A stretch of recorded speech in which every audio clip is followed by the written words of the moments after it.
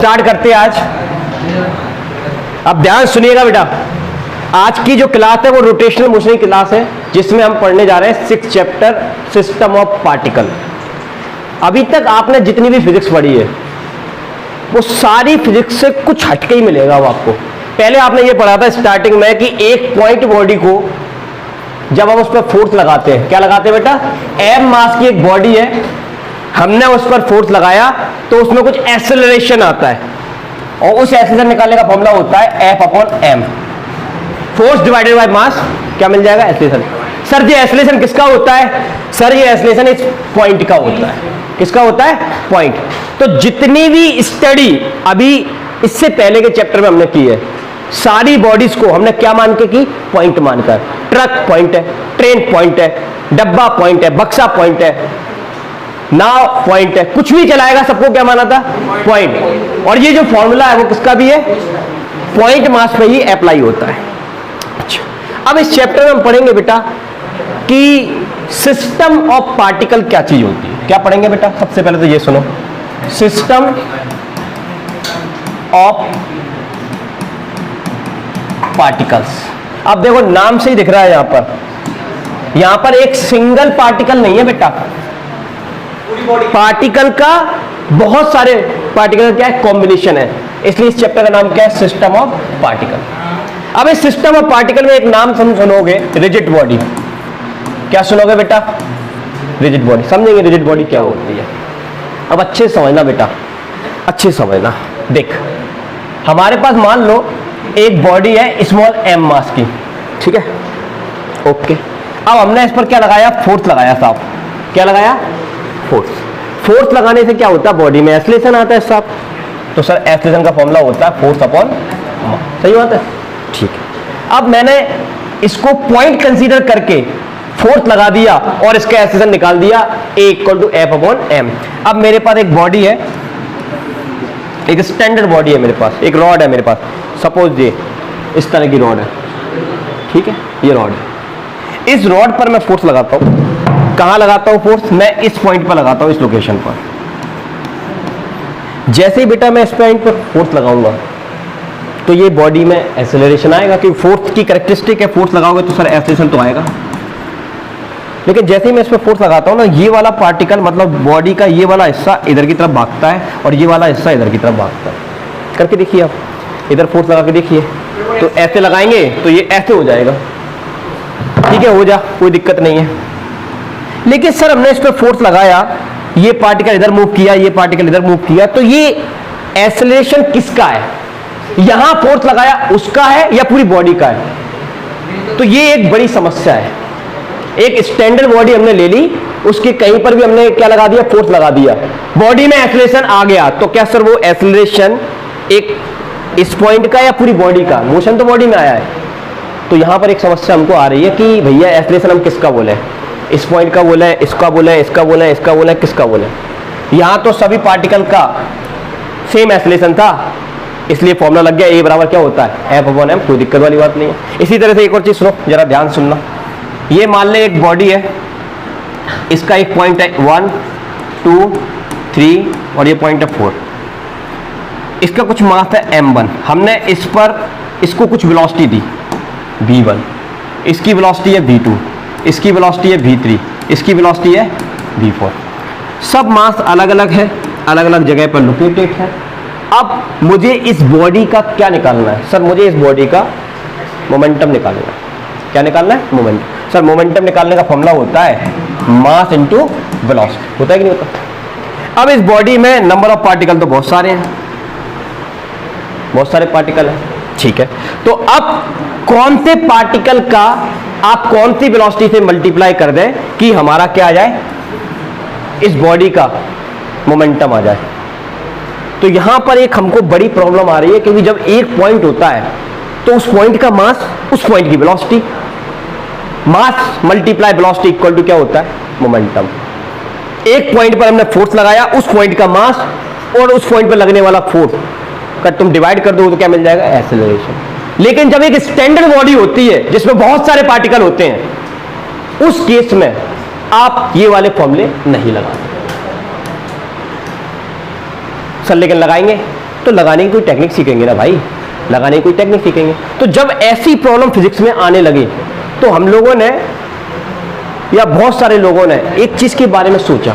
किसके बारे में सोचा? तो आंसर है इस बॉडी के एक ऐसे कॉमन पॉइंट के बारे में सोचा कि अगर हम वहां पर फोर्स लगा देंगे तो वही इफेक्ट मिलेगा हमको जो हर जगह लगाने पर मिलता है। जैसे मैं आपसे कहता हूं, ये कोई भी एक बॉडी हमने ले ली, सपोज दैट ये ले ली, इस पर मुझे फोर्स लगाना है, तो मैं यहां लगाऊं, यहां लगाऊं, यहां लगाऊं, तो मैंने ऐसे ट्रायल एरर करके एक पॉइंट ऐसा ढूंढा, यहां पर फोर्स लगाऊंगा तो इस बॉडी में मोशन आएगा, और वो मोशन इस तरह का होगा कि ये वाला पार्टिकल, ये वाला पार्टिकल, ये वाला पार्टिकल, सारे पार्टिकल में सेम वेलोसिटी आएगी। कैसी वेलोसिटी आ जाएगी? सेम। ऐसा ढूंढा हमने और उस पॉइंट को एक नाम दिया। क्या दिया बेटा? नाम, जिसे हम इस चैप्टर में बोलेंगे बेटा क्या? सेंटर ऑफ मास। क्या बोलेंगे बेटा? Centre of mass. Sir centre of मास की डिस्कवरी कर क्यों रहे हैं बेटा? इसलिए कर रहे हैं ना क्योंकि एक सिस्टम ऑफ पार्टिकल है, और उस सिस्टम ऑफ पार्टिकल पर जब तू फोर्स लगाने जाएगा तो तुझे एक्सेलरेशन निकालना है, लेकिन किसका निकलेगा?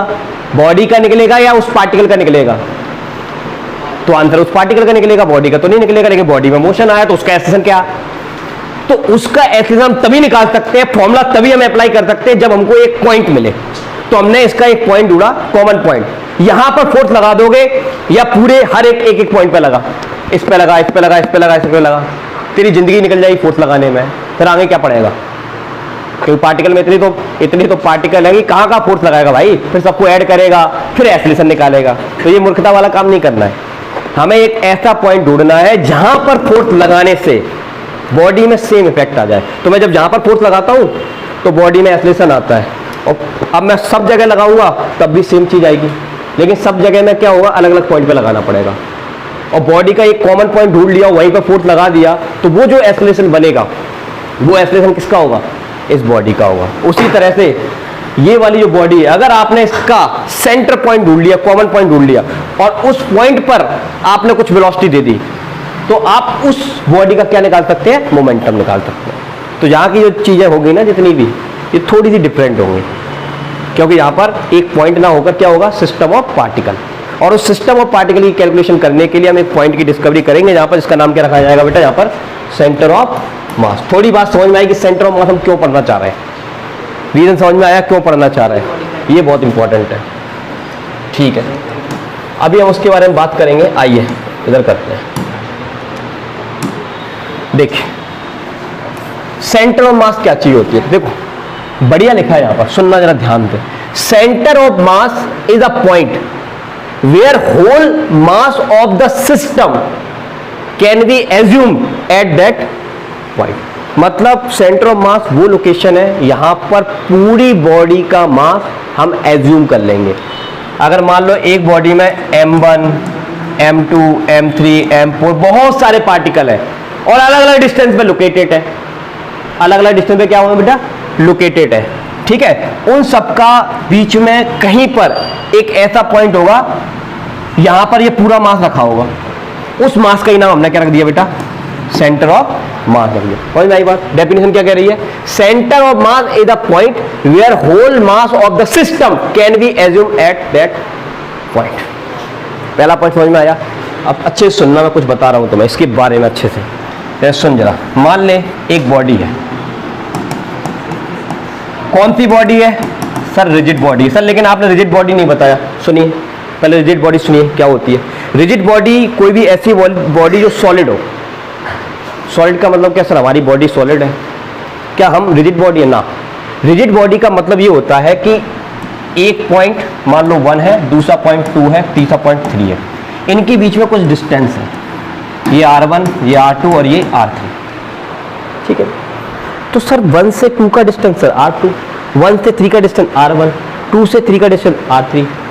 अब हमने फोर्स लगाया, थोड़ी देर बाद ये बॉडी ट्रांसफर होकर यहां पर आ गई, लेकिन अब जाके चेक किया तो अभी भी डिस्टेंस कैसे है? 1 से 2 का R2 ही है, 1 से 3 का R1 ही है, 2 से 3 का R3 है। तो क्या ये डिस्टेंस चेंज हुए? सर नहीं हुए। तो जिसके डिस्टेंसेस आपस में, पार्टिकल के डिस्टेंसेस कांस्टेंट हो, उस बॉडी को क्या कहेंगे? Rigid body. अब जैसे ये मेरा हाथ है, ये एक पॉइंट मान ले, ये मेरा सिर है, ये एक पॉइंट मान ले। अब मेरा हाथ ऐसे है तो यहाँ से कुछ डिस्टेंस है, अब मैंने हाथ को ऐसे कर लिया तो सर डिस्टेंस चेंज हो गया, तो ये रिजिड बॉडी नहीं है। अब ये बॉडी है, ये बॉडी, ये एक पॉइंट है, ये दूसरा पॉइंट है, इनका आपस में कुछ डिस्टेंस है, मैंने चलाया सेम है, तो इसका नाम क्या है?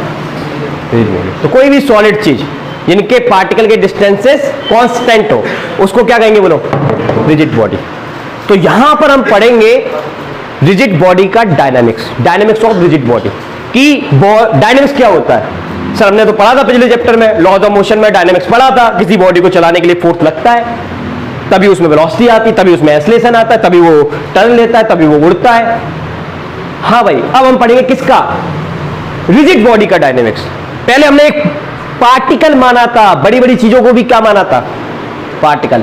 अब यहां पर बड़ी बड़ी चीजें लेनी ही है और उनके साथ डायनामिक्स करना है, ठीक है? मतलब उनको चलाना है। ओके जी, तो बात समझ में आई रिजिड बॉडी क्या चीज है? अब सुन अच्छे से, ये रिजिड बॉडी का एक पार्टिकल है m1, ये पार्टिकल है m2, ये पार्टिकल है m3, ये पार्टिकल है m4, ठीक है?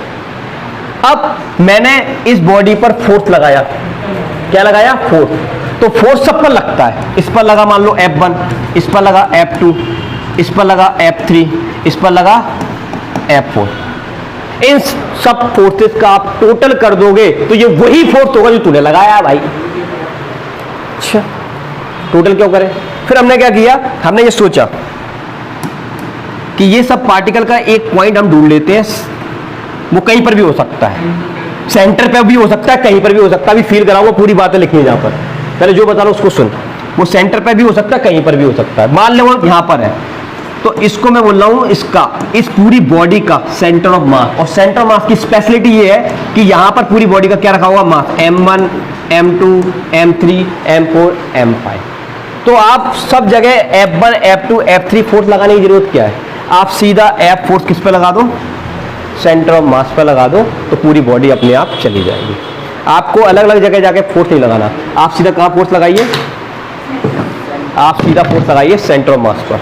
ये लगा दिया, चली गई, दो गिर गई, तो सीधा कहां फोर्स लगा दो? सेंटर ऑफ मास पर बस। और अगर आपने सेंटर ऑफ मास पे फोर्स लगा दिया तो अब सुन, जो एक्सेलरेशन आएगा वो किसका एक्सेलरेशन आएगा बेटा? बॉडी का आएगा, इस पर आपने फोर्स लगाया, लेकिन कौन सा मास लेंगे अपन वहां पर? Centre of. तो सेंटर ऑफ मास ले लेंगे। सेंटर ऑफ मास का मतलब पूरी बॉडी का टोटल मास, ठीक है? चलो, ये बात आपको अच्छे समझ में आई? मैंने क्या बताया बोलो, यस और नो? ये पहले पॉइंट की बात हुई, अब अच्छे समझना। दूसरा पॉइंट क्या लिखा है? इट कैन बी इनसाइड और आउटसाइड द बॉडी। अब सेंटर ऑफ मास जो होता है वो बॉडी के अंदर भी हो सकता है सर, बॉडी के बाहर भी हो सकता है। अब ये क्या भला है कि सर अंदर भी बाहर भी? जैसे मैं आपसे कहता हूं ये एक बॉडी है, ठीक है?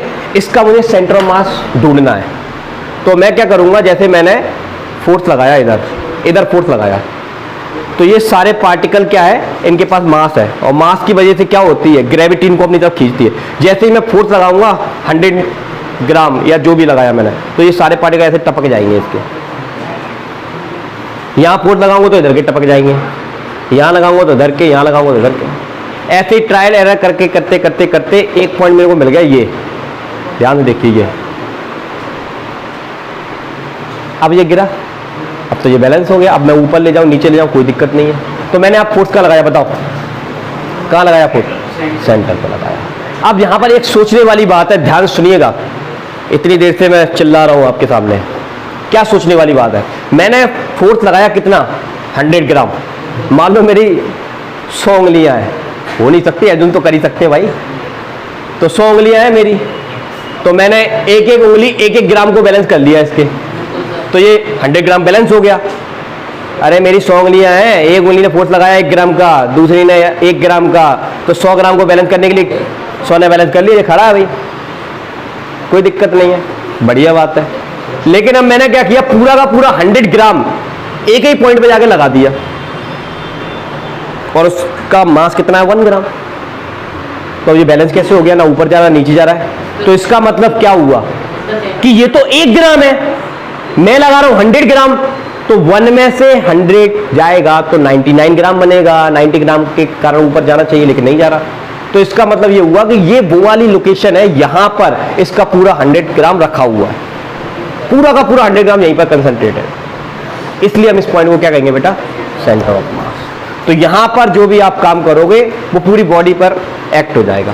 तो आपको कहीं अलग अलग जगह पर जाकर काम नहीं करना है, उसी बॉडी पर, उसी बॉडी के उस पॉइंट पे काम करना है, यहां पर उसका सेंटर ऑफ मास है। अब बात मैं कर रहा था आपसे कि वो अंदर होगा या फिर बाहर होगा, इसको जरा ध्यान समझना। जैसे मैं बात करूं एक रिंग की बेटा, किसकी बात करूं, रिंग। अब रिंग, जो आपने रिंग देखी है, जो हाथ में चूड़ा पहनते हैं, कड़ा हाथों में पहने रहते हैं, देखा है ना, तो उसका सेंटर ऑफ मास पता है कहां होता है, सेंटर में होता है। अब जब तुम देखोगे सेंटर में जाकर तो रिंग का पूरा मास तो रिंग पर ही है भाई साहब, तो फिर सेंटर ऑफ मास बीच में कहां से आ गया, बीच में तो कुछ है ही नहीं, मैं कहां से पकड़ूंगा उसको।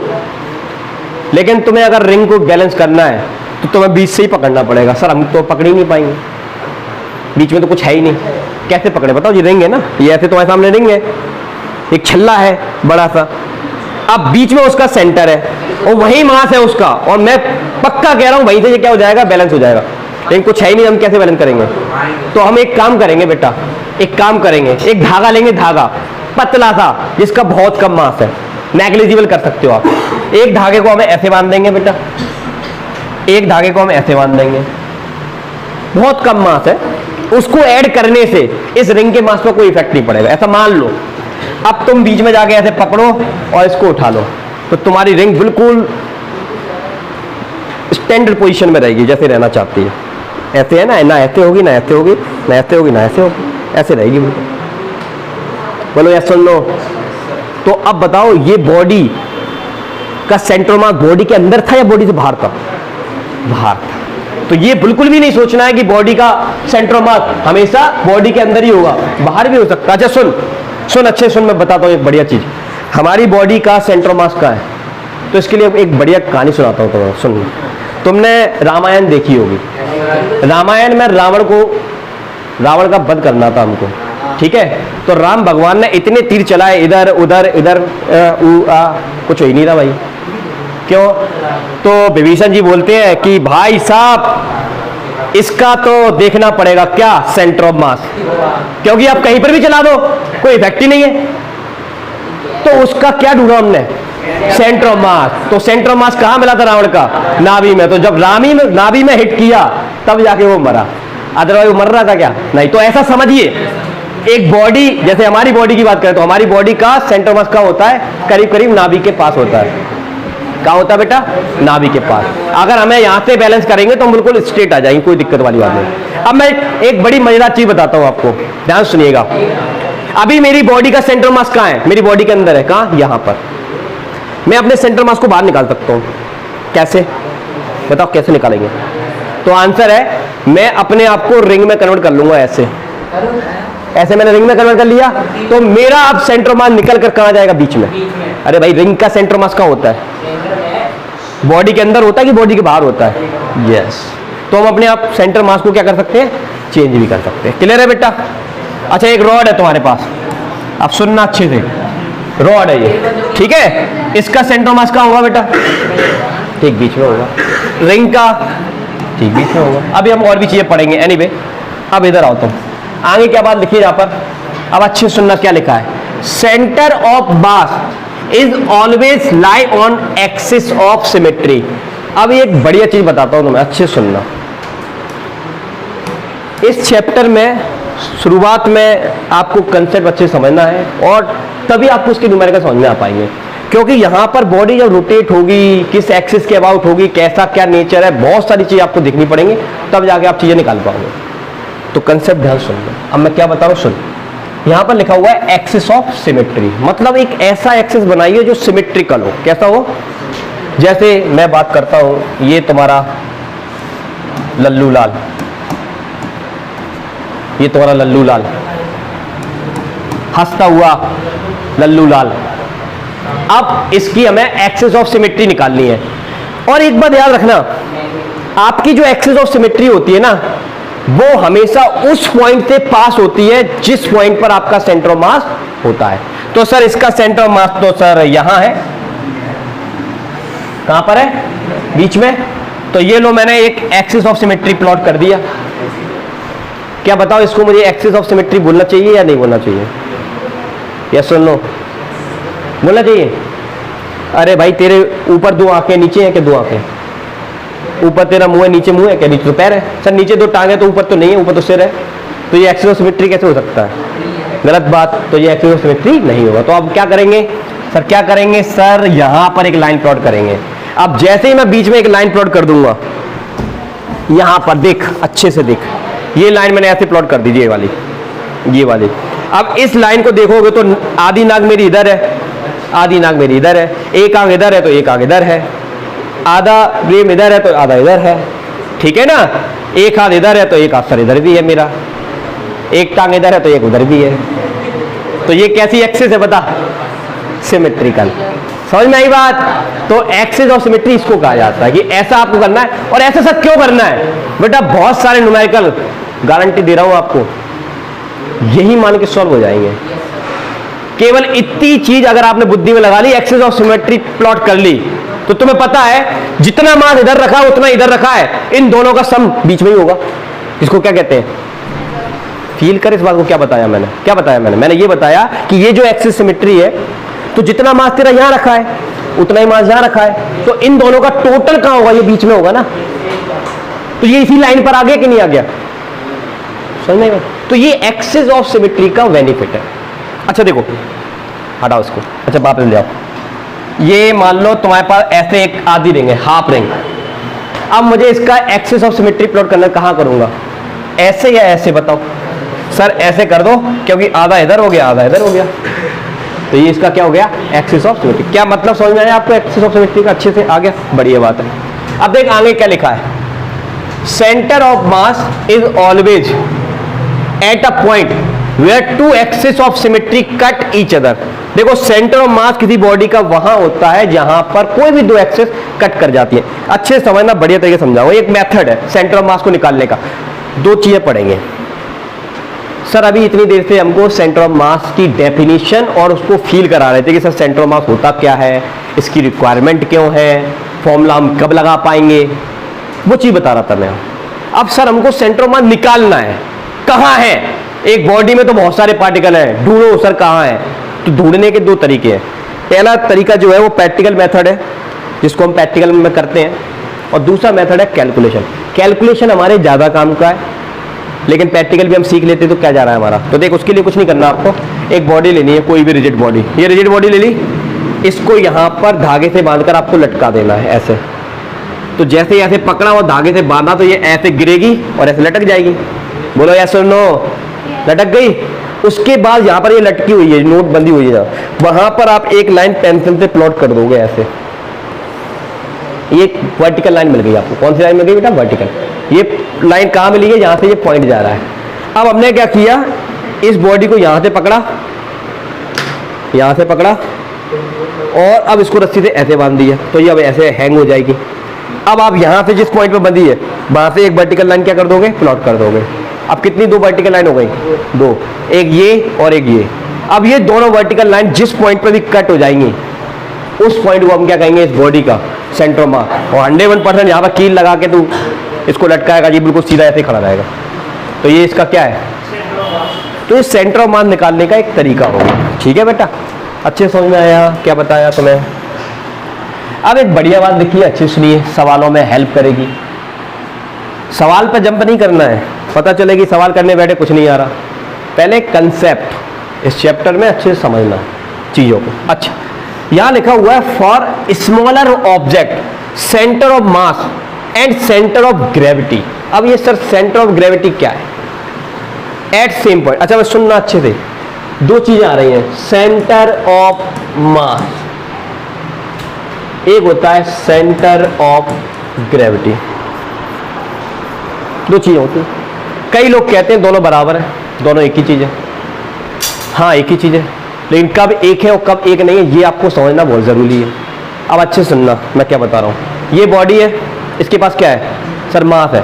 तो मास की वजह से अर्थ इसको अपनी तरफ क्या करेगी, खींचेगी, मास को अपनी तरफ खींचेगी। तो इस बॉडी पर नीचे की तरफ क्या लगेगा, एक फोर्स लगेगा। इस फोर्स को आप क्या जानते हैं, mg लगता है। लेकिन जब किसी बॉडी पर फोर्स लगता है तो पूरी बॉडी पे लगता है, और पूरी बॉडी का मतलब 100% क्या लगा होगा, सेंटर ऑफ मास पे लगा होगा। तो एक बात याद रखना बेटा, ये जो सेंटर ऑफ मास है वो हमेशा किसी बॉडी में सेंटर में होगा, किसी बॉडी में कहीं और हो सकता है, जैसी भी उसकी ज्योमेट्रिकल शेप है। लेकिन इस बॉडी को खींच कौन रहा है सर, अर्थ खींच रही है। तो अर्थ इस पर जो फोर्स लगाती है उसकी वजह से वो कहां लगा रही है, ग्रेविटी की वजह से कहां लगा रही है सर, सेंटर पर लगा रही है। तो उसे हम बोलेंगे सेंटर ऑफ ग्रेविटी। अरे वो सेंटर पे फोर्स लगा रही है ना, ग्रेविटी सेंटर पे फोर्स लगा रही है, ग्रेविटी सेंटर पे फोर्स लगा रही है, इसलिए उसका नाम क्या है, सेंटर ऑफ ग्रेविटी। अब सुनिए, ये दोनों एक ही है, लेकिन कब एक है कब एक नहीं है वो आपको समझना है। तो सुनना अच्छे से, मान लो एक बॉडी है छोटी सी, जैसे ये रामलाल है, इस पर नीचे की तरफ ग्रेविटी का फोर्स लग रहा है जी, कैसा फोर्स लग रहा है, जी, ठीक है। तो इसका सेंटर ऑफ मास और सेंटर ऑफ ग्रेविटी एक ही चीज है। अब मैं यदि बात करूं, एक बिल्डिंग की बात करता हूं मैं, ये बहुत बड़ी 50-60 माले की एक बिल्डिंग है तुम्हारे सामने। अब तुम अच्छे समझना मैं क्या बता रहा हूं तुम्हें, अच्छे समझना, अच्छे से समझना बेटा, इधर प्लीज इधर। ये एक रामलाल था छोटा सा, इसका सेंटर ऑफ मास और सेंटर ऑफ ग्रेविटी एक ही है क्योंकि ये छोटा सा है। लेकिन जब हम एक बहुत बड़ी बिल्डिंग की बात करते हैं और हम कहते हैं कि सर ये इतनी बड़ी बिल्डिंग है, इसके बीच में बीचों बीच चले जाओ, सेंटर ऑफ मास मिल जाएगा। यस, बीचों बीच सेंटर ऑफ मास मिल जाएगा, लेकिन सेंटर ऑफ ग्रेविटी नहीं मिलेगा आप तेरे को उस जगह पर। क्यों नहीं मिलेगा? तो आपको पता होना चाहिए कि हाइट के साथ जी की वैल्यू चेंज हो जाती है। तो सर हाइट के साथ जी की वैल्यू चेंज हो जाएगी, हाइट के साथ जी की वैल्यू चेंज हो जाएगी, तो ये कम हाइट पर है तो यहां पर जी की वैल्यू ज्यादा, ये वाला हिस्सा सर ज्यादा हाइट पर है तो यहां पर जी की वैल्यू कम। तो जहां पर जी की वैल्यू ज्यादा होगी तो आपका सेंटर ऑफ ग्रेविटी खिसक के नीचे चला जाएगा, लेकिन सेंटर ऑफ मास कहां, वही है, वो तो सेंटर में होता है ना। समझ में आई बात मैंने क्या बताया? इसलिए सेंटर ऑफ मास और centre of gravity small object के लिए तो सेम पॉइंट है साहब, लेकिन बड़ी बड़ी ऑब्जेक्ट की अगर हम बात करेंगे तो वहां पर सेम नहीं है, ठीक है ना। जहां पर इसका वो क्या बोलते जी की वैल्यू ज्यादा होगी उसकी तरफ निकल आएगा, ठीक है भाई। बात समझ में आई दोनों में क्या डिफरेंस है थोड़ा सा? तो लिखा है मैंने यहां पर, for smaller object centre of mass and centre of gravity at same point if g constant, but not for larger body, ठीक है। अब आगे सुन क्या लिखा है, centre of mass is a point which divide system in two equal movement of mass. इस point को अभी तुम रुक जाओ, ये पॉइंट हम मूवमेंट समझने के बाद बात करेंगे इस पर। नीचे क्या लिखा है, yes, centre of mass frame of reference depends upon frame of reference. मतलब मैं कहता हूं कि इस बॉडी का सेंटर ऑफ मास है यहां, तो कहां से यहां, क्या आपसे, मुझसे, कहां से? तो एक फ्रेम ऑफ रेफरेंस तो होना चाहिए कि इस पॉइंट के रिस्पेक्ट में सेंटर ऑफ मास की क्या है, ये पोजीशन है। तो सेंटर ऑफ मास की पोजीशन हमेशा एक फ्रेम ऑफ रेफरेंस के रिस्पेक्ट में ली जाती है, जिसको हम बोलते हैं ओरिजिन। तो आपको ओरिजिन कंसीडर करना पड़ेगा। अगर आप ओरिजिन सेंटर पे जाके कंसीडर कर लोगे तो सेंटर ऑफ मास से ओरिजिन का डिस्टेंस कितना है सर, 0,0। अगर मैं, क्या नाम है हमारी प्यारी बच्ची का, इसका नाम क्या है, क्या नाम है इसका, अनुराधा। अनुराधा को कंसीडर कर लेंगे ओरिजिन, तो अनुराधा से यहां तक का जो डिस्टेंस होगा सेंटर ऑफ मास का, वो उसके रिस्पेक्ट में होगा। सही है? बात समझ में आई? क्या बताया आपको अच्छे से? ठीक है। अब तुम एक बात समझना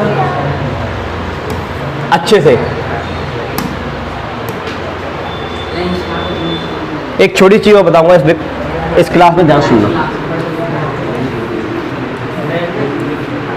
मान लो इस तरह की कोई बॉडी है, अच्छा मान लो ये चीज है तुम्हारे पास, एक मोटा सा आदमी है रामलाल और एक छोटा सा आदमी है कलुआ। ये छोटा था, ये बड़ा था। अब इस पूरे सिस्टम में कितने मेंबर हैं? 2। तो सर सेंटर ऑफ मास कहां होगा? इन सिस्टम का सेंटर ऑफ मास कहां होगा? तो इन सिस्टम का सेंटर ऑफ मास इन्हीं के बीच में कहीं होगा। ये अलग मास लेके घूम रहा है भाई साहब, जेब में हाथ डाल के ऐसे ऐसे, वो छोटू अलग घूम रहा है, दोनों के बीच में ही सेंटर मास होगा, लेकिन कहां होगा सर? इसके पास या इसके पास? तो याद रखना सेंटर ऑफ मास, मैं प्रूव करूंगा इस बात को, थ्योरम से प्रूव करूंगा कि सेंटर ऑफ मास हमेशा उस लोकेशन पर होता है यहां पर बहुत हैवी मास रखा होता है। क्या रखा होता है बेटा?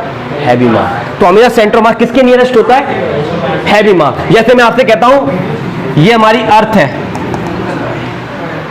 ठीक है, और ये हमारा मून है। अब अर्थ और मून आपस में क्या है? एक सिस्टम ऑफ पार्टिकल है। तो सर सेंटर ऑफ मास कहां है? तो याद रखना सेंटर ऑफ मास हमेशा कहां होगा? अर्थ के पास। मतलब आप जब इस लोकेशन को पकड़ लोगे तो साथ में अर्थ भी खड़ी हो जाएगी तुम्हारे, और मून भी। और एक बात बड़ी अच्छी बात बता दूंगी, हर बॉडी सेंटर ऑफ मास के अबाउट ही घूमती है। ये अर्थ है, ये मून है, ये घूमा तो अर्थ। अच्छा एक बात बताओ, बढ़िया चीज बताता हूं, अर्थ के चारों तरफ कौन घूमता है? मून।